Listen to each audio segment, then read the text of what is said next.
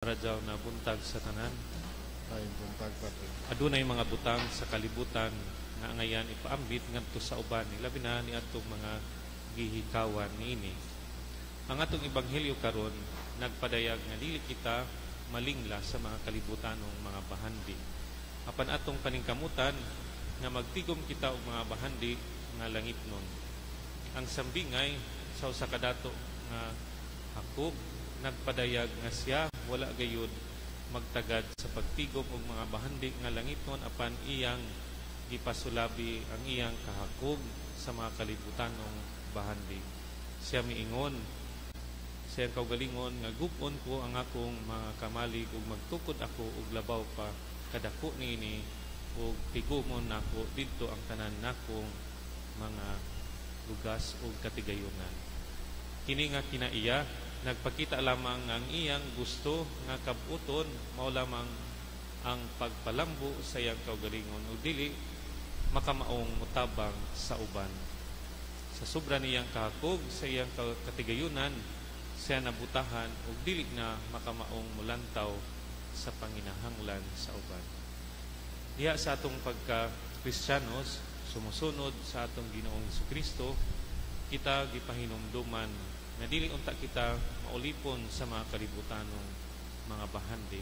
Apan atong ipunting ang atong mga pangandoy o tinguha ngadto sa mga langitnong mga butang.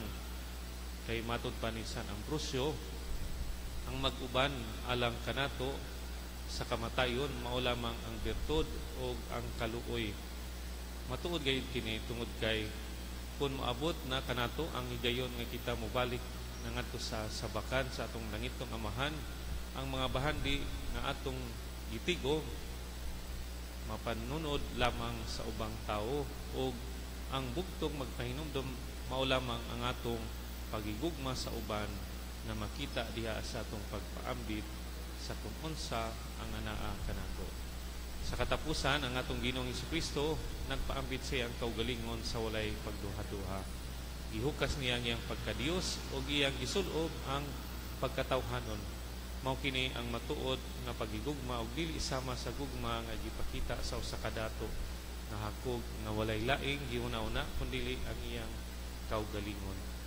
Ang pag-ula sa iyang dugo ngadto sa krus usa ka pagpadayag sa dakong gugma sa Dios kanatong tanan.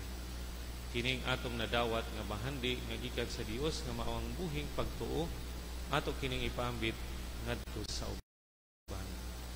Mao ang Euangelion o maayong balita nga atong ipaambit sa tanan aron kita makabaton sa mga bahanding langitnon nga diin walay mga taya nga ni pagkadunot sama sa mga kalibutanong mga bahandi nga madunot og mahanaw lamang.